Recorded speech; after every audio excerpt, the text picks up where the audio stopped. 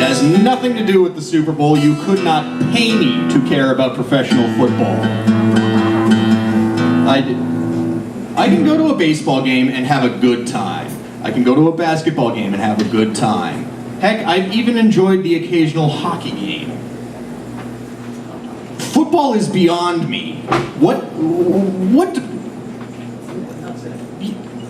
is it? Oh my God. Okay, anyway, yeah, thank you.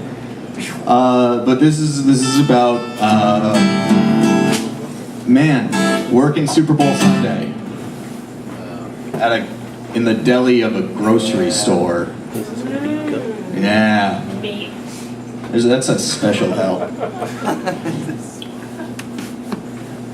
I left my house later than I had meant to, in an underslept fog. And the skies were clear, and the sun was bright. If there had been leaves on the trees, or grass still growing in the yard, the world could have seemed some painter's dream of springtime. It is early February.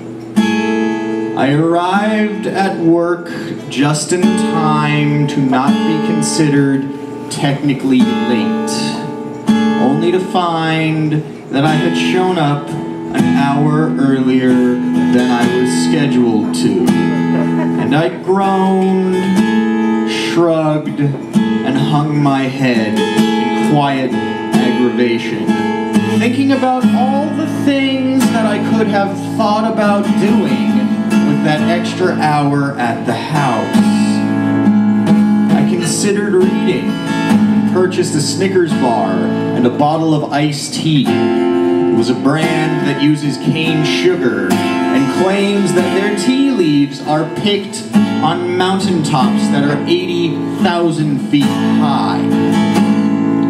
All the while praying not to be noticed or greeted or made to engage in conversation, because the idea of small talk and polite social interaction seemed a Herculean task for which I simply lacked the strength.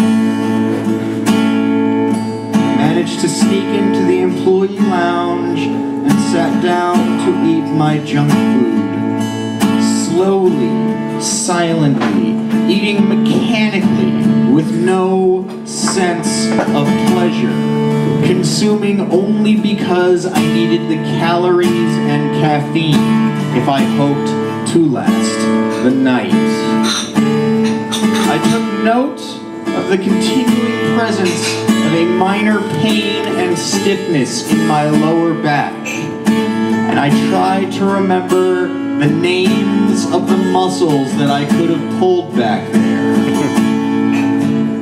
And I worried slightly that I could not remember when the pain started, only that it was there yesterday, the day before that, and the week before that, and the month before that. I spent time brooding over my responsibilities and my professional, financial, academic, and physical, emotional obligations, the order of their importance, and how some of them needed to be sacrificed for the sake of the others. And I stared without thought or interest at the cheap, informative, motivational posters that covered the khaki-colored walls, and I cursed the passing of each second that brought me closer to punching the time clock, donning my uniform, and psyching myself up so that I could smile and nod and wave politely and greet and thank and wait on and satisfy the demands of the general public. I came as close as I am able to actual tears when I realized that sitting there on a hard plastic chair, slumped over a folding table, surrounded by the silence of that empty room, underneath the queasily bright flickering of fluorescent light bulbs, that I was currently experiencing the closest that I had come to feeling anything that resembled calm, relaxed, or peaceful in a very long time. That's right, haters. Scholeri Brothers. Every Monday we feel like it. And as always, this is dedicated to Liza Minnelli, who is beautiful, fabulous, and immortal. Boom!